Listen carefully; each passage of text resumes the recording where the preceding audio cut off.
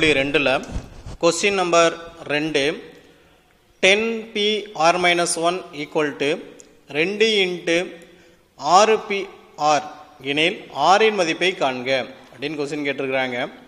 இப்போ நம்ம என்ன எழுத போகிறோம், கொடுக்கப்பட்டதை முதல்ல எடுத்து எழுதுகிறோம். 10p(r-1) equal to 2 into 6pr அப்படின்னு எழுதியிருக்கிறோம். இப்போ நம்ம ஏற்கனவே சொல்லியிருக்கிறோம், இதை வந்து ஃபார்முலாஸ் நமக்கு தெரியும். NPR equal to n factorial divided by n minus r factorial அப்படிங்கிற ஃபார்முலாஸ் தெரியும். அப்போ இதில் என்ன ஆயிரும், 10 factorial divided by 10 minus r minus 1 factorial. இங்கே 6 factorial divided by r minus r factorial அப்படின்னு தெரியும். இப்போ இந்த உள்ளுக்கு வச்சு பெருகிட்டு என்ன ஆயிரும், இது மைனஸ் ஆயிரும், மைனஸ் இன்ட்டு மைனஸ் ப்ளஸ் ஆயிரும். அப்போ 10 factorial divided by 11 minus r into factorial, 2 into 6 factorial divided by 6 minus r factorial.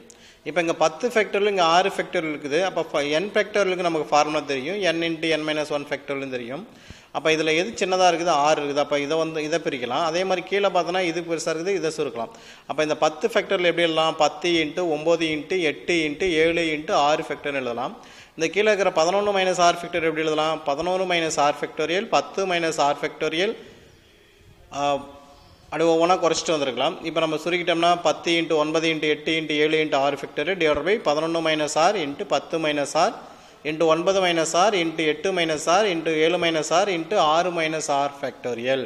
Right hand side இருக்குது, வலது பக்கத்தில் இருக்குது, அப்படி எழுதிக்கிட்டோம். இங்கேயும் ஆர் ஃபேக்டோரியல் இருக்குது, இங்கே மேலேயும் ஆர் ஃபேக்டோரியல் இருக்குது, கேன்சல் பண்ணிடலாம். இங்கே கீழேயும் ஆர் மைனஸ் ஆர் ஃபேக்டோரியல் இருக்குது, இங்கேயும் 6 மைனஸ் ஆர் ஃபேக்டோரியல் இருக்குது, ரெண்டையும் கேன்சல் பண்ணிடலாம். இப்போ மீதி இருக்கிறத குறுக்கு பெருக்கில் பெருக்கிட்டோம்னா நமக்கு என்ன கிடைக்குது, 10 into 9 into 8 into 7 divided by 11 minus r 10 minus r 9 minus r 8 minus r 7 minus r equal to 2. இது வலதுபுறம் போகுது, இந்த பெருக்கல் இந்த பக்கம் வந்து வகுத்தில் ஆயிரும். அப்போ நம்ம வகுத்தில் கொண்டு வந்துடும். 11 minus r 10 minus r into 9 minus r into 8 minus r into 7 minus r equal to 10 into 9 into 8 into 7 divided by 2. இந்த 2 அடிச்சிட்டோன்னா I2 10 எழுதலாம். இந்த 9 3 இன்ட்டு 3 எழுதலாம். 8 4 இன்ட்டு 2 எழுதலாம். இப்போ அடுத்த ஸ்டெப்பில் என்ன பண்ணுறோம், 11 minus r into 10 minus r into 9 minus r into 8 minus r into 7 minus r equal to 5 எழுதிக்கிறோம். 9 வந்து 3 இன்ட்டு 3 எழுதிக்கிறோம். 8 வந்து 2 இன்ட்டு 4 எழுதிக்கிறோம். 7 அப்படியே எழுதிக்கிட்டோம். இப்போ இதில் பார்த்தோன்னா இடது பக்கத்தில் பார்த்தோன்னா 5 உறுப்புகள் இருக்குது, வலது புறத்தில் பார்த்தோன்னா 6 உறுப்புகள் இருக்குது. இப்போ இந்த 6 உறுப்பை நம்ம 5 உறுப்பாக மாற்றலாம். இந்த 5 அப்படியே வச்சுக்கலாம், இந்த 7 அப்படியே வச்சுக்கலாம், இந்த 3 3 2 4 இதை மட்டும் இந்த 5 உறுப்பு வர மாதிரி நம்ம மாற்றுறோம். அப்போ எப்படி மாற்றலாம், 7 6 5 2 6 5 4 3, அப்போ 5 உறுப்பாக மாறிடுச்சு.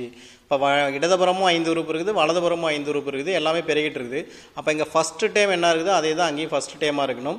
லாஸ்ட் டைமுக்கு ஈக்குவலாக இருக்கணும். அப்போ 11 மைனஸ் ஆர் ஈக்குவல் டு 7. நமக்கு தேவை ஆரோட வேலையை மட்டும் தான். மைனஸ் ஆர் அந்த பக்கம் வந்துச்சுன்னா ப்ளஸ் ஆராக மாறிடும், ப்ளஸ் 7 இந்த பக்கம் வந்துச்சுன்னா மைனஸாக மாறிடும். அப்போ ஆர் ஈக்குவல் டு 4.